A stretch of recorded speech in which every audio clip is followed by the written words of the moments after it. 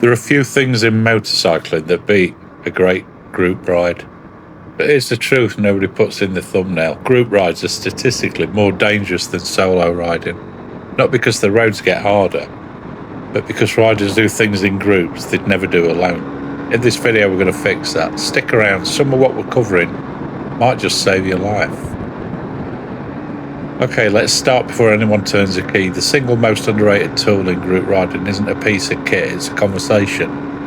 The pre-ride brief, skipping it is where most group ride problems begin, especially with bigger groups.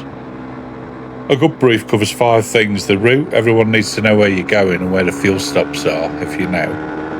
Not just the lead rider, but everyone. Pace, the group rides at the pace of the least experienced rider, full stop. And signals, if you're going to use them, agree before you go. Speed up, slow down, hazard, fuel stop, pull over.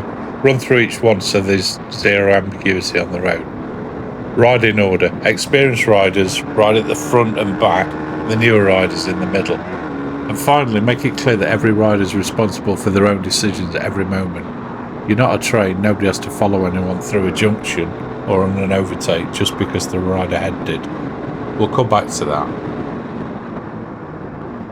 So gear, gear, full kit is non-negotiable, but is the group specific point.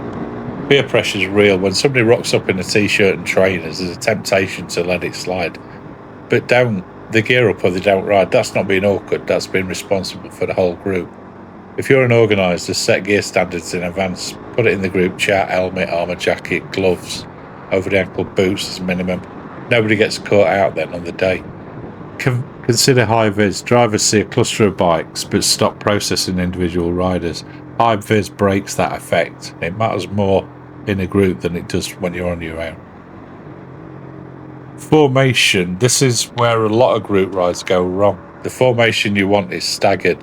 Your lane in thirds, lead rider in the left third, rider 2 in the second third, one bike length back at least, rider 3 to the left, and so on. What this gives you is a couple of seconds of following distance and a clear view of the road ahead. You're reading the road, not staring at a back tyre. Never side by side. You lose your escape route, your sight lines, and if either rider makes a sudden input, you're both out of options. On bends, drop to single file. Every rider needs their own line through a corner. If you're trying to hold a stagger through twisties, someone ends up outside the line. Go single file. Enjoy the road, reform on the straight. Group size, 6 to 12 bikes is the sweet spot. Above 12, split into smaller subgroups, each with their own lead and tail. Same route, comfortable gap between groups, much safer and far easier to manage. If you're going to use hand signals, agree them in brief before you start. Every signal must travel down the entire chain. Lead riders make the signal, rider 2 repeats it to 3, etc., all the way back to the tail end Charlie. If anyone in the chain drops it, the riders behind are blind to what's happening. The core signals: arms raised, slow down or stop, arm wave forward, speed up, point at the road for a hazard, close fist, pull over when safe, elbow out, hand on helmet, police ahead, leg out, fuel stop coming. On intercoms, that improves things obviously. Brilliant when used well, dangerous when they become a distraction. Keep comms brief, hazards, route changes, stops, save the chat for the cafe.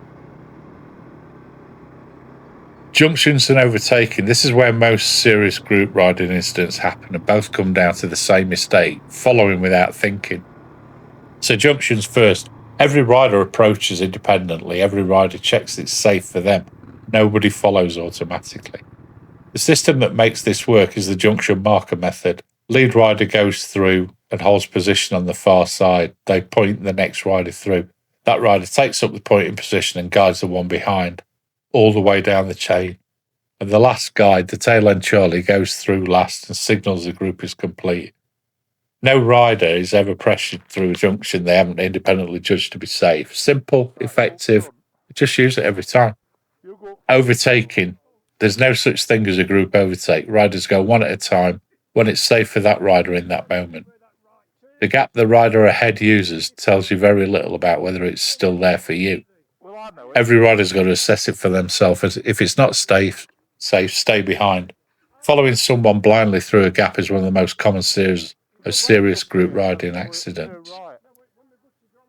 Tail end Charlie and emergencies. So the guy at the back is the tail end Charlie and is one of the most important roles on the group ride and should always go to an experienced rider.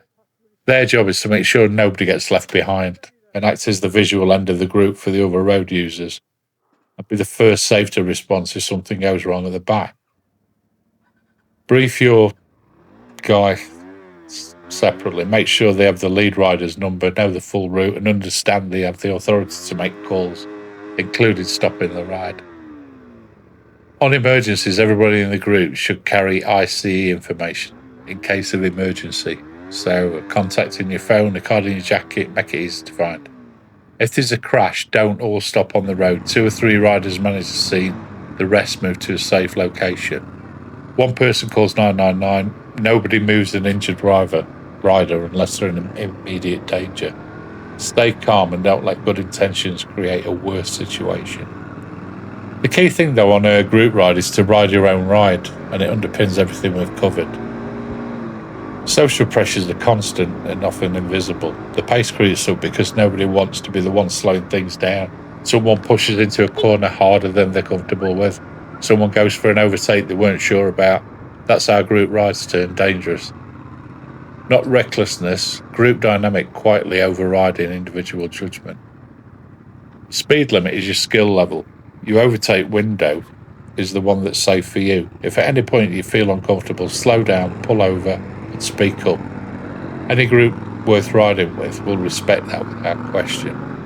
The best group rides are the ones where everybody arrives, obviously.